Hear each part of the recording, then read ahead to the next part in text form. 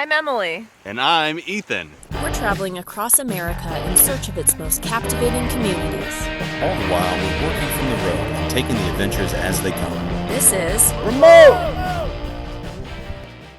In our last episode, we left off in Kansas City. We now drive south into Ozark territory, stopping in the town of Carthage, Missouri on the way.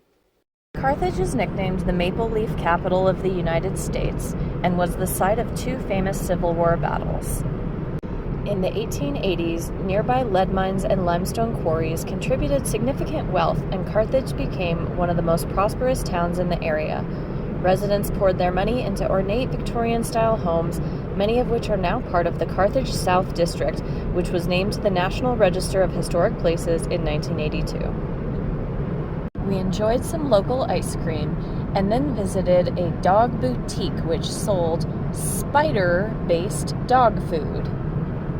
No trip to Carthage would be complete without a stop at Red Oak 2, an open-air art exhibit created from a ghost town. It's a project conceived by local artist Lowell Davis.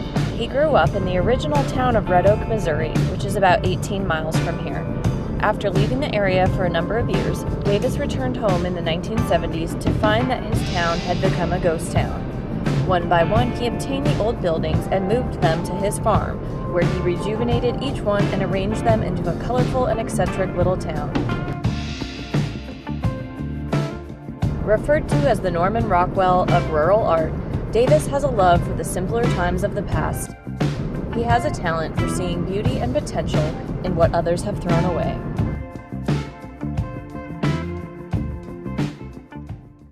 We continued south to our main destination, Eureka Springs, Arkansas.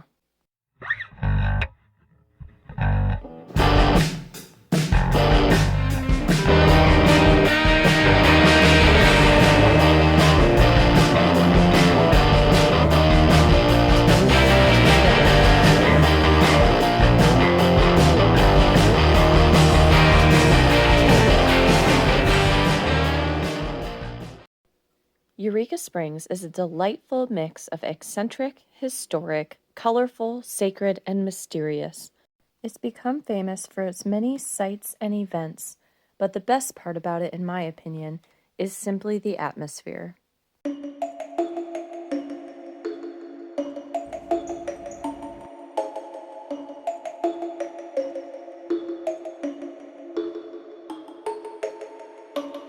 Unnamed footpaths wind their way around town and through the forest, connecting many of the enchanting springs for which the town is named.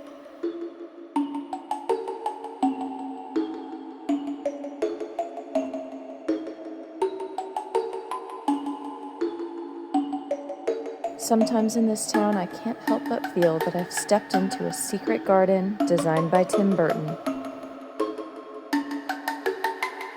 Bewitching Gothic and Eastlake abodes sit tucked along the sides of steep limestone hills, held in place for a century by cleverly placed stone walls. Eureka is fascinating any time of the year, but especially so in the fall. The Halloween season releases the full extent of its fairy tale energy, and you can feel the electricity thrumming in the air.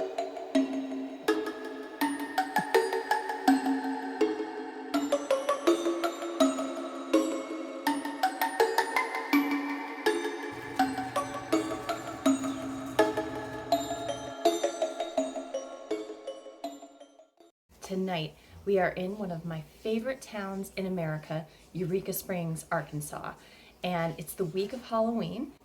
Eureka Springs Historical Society puts on a living history event in the cemetery with actors that act out the lives of some of the town's most famous residents that are buried in the cemetery next to their graves.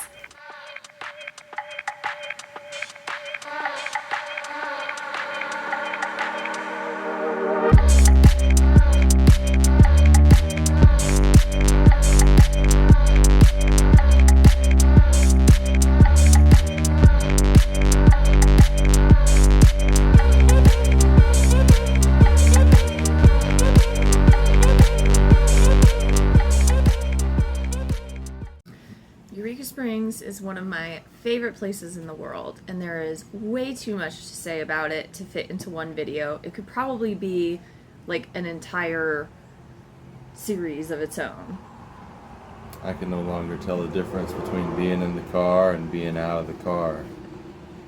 Okay. Are we driving? The town was founded basically because of the springs, which had magical healing properties that still to this day can't really be explained. There were all kinds of miraculous recoveries that people underwent just from bathing in the spring water or drinking the spring water. Like the Native American tribes from around the area would all come there, and it had been a sacred place for thousands and thousands of years, and there was rumors that they would like leave their weapons outside of the Eureka Springs area, and it was a place where you could like bring people who were sick or who had been wounded in battle and find healing. And so different tribes would be allowed on the land even if they were like in conflict with each other. It was supposedly a peace zone.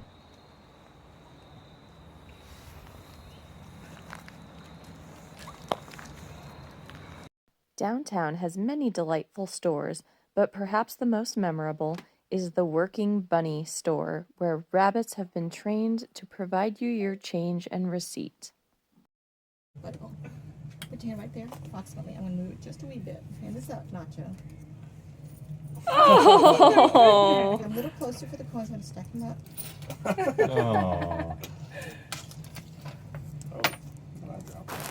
Oh. The top of Eureka's East Mountain is also home to the Great Passion Play. Here you can also visit a Bible museum, take a tour of a Holy Land, which is a replica of Jerusalem, and visit the Christ of the Ozarks, which is the largest Jesus statue in the United States at 67 feet tall.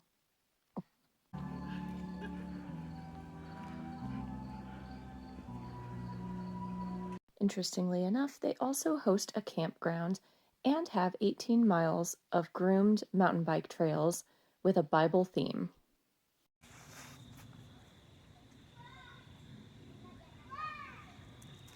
True to the area's reputation for stunning architecture, there are a couple other beautiful churches in the area, including St. Elizabeth's, which we got to explore. In past visits, we've spent many joyful moments out at Beaver Lake, which is the large lake in the area. However, there are also a couple smaller lakes, which I had the chance to visit this time around. While jogging around the Black Bass Lake Trail, I actually saw a baby bear, which was a highlight of the trip. Later on, Ethan and I enjoyed a sunset hike around the foggy Lake Leatherwood.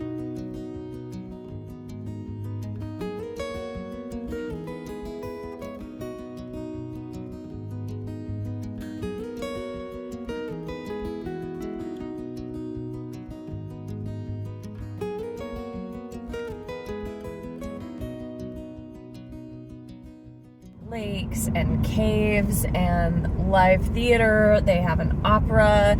They have lots of theater troupes. They have lots of artists.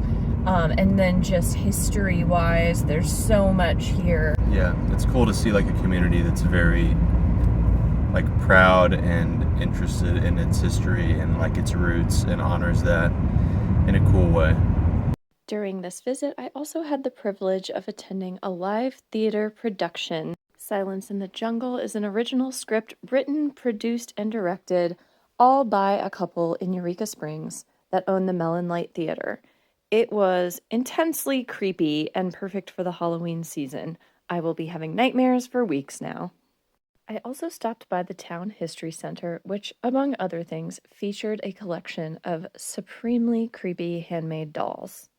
It also had tons of good information about the town's history, and I highly recommend a visit for anybody visiting the area.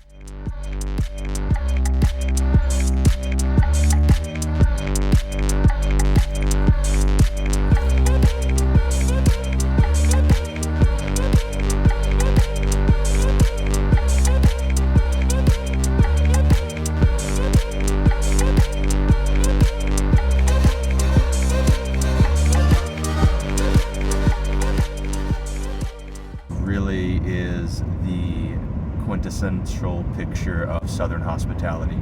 and it's a very like tight-knit community, and everybody's really friendly, and they'll wave at you and say hi even if they don't know you. You kind of feel like you're a part of the community even if you're just visiting. For a town of 2,000 people, it is pretty poppin' at night, I will say. There's a lot of bars, a lot of live music, a lot of people walking around downtown on the weekends. I never practiced this song.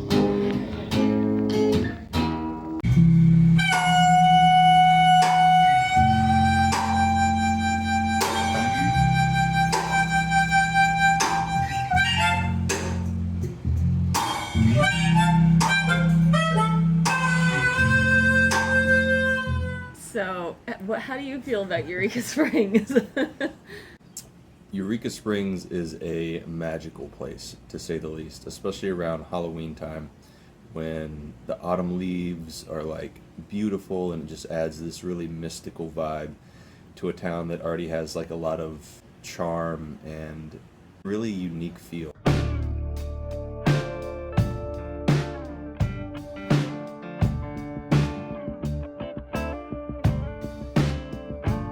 You don't feel like there's a separation between the town and nature, because it's literally integrated into the town. Like there's these springs all over the place with these like wooded areas and like Little hiking trails everywhere. yeah, like old rock stairs that go up into these like hidden little pockets of wilderness in the middle of the town.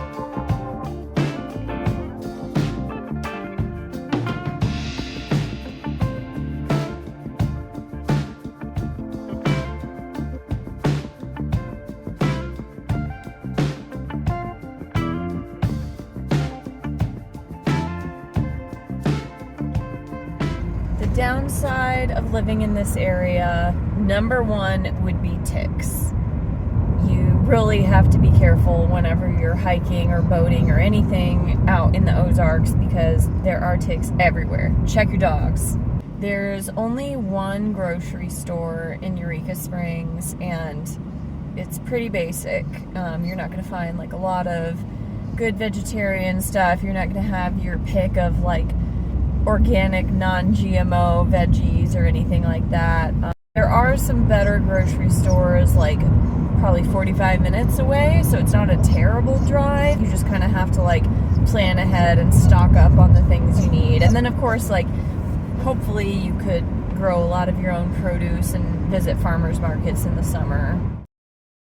Ever wonder how we managed to fit all our stuff in a two-door Honda Civic? We'll show you.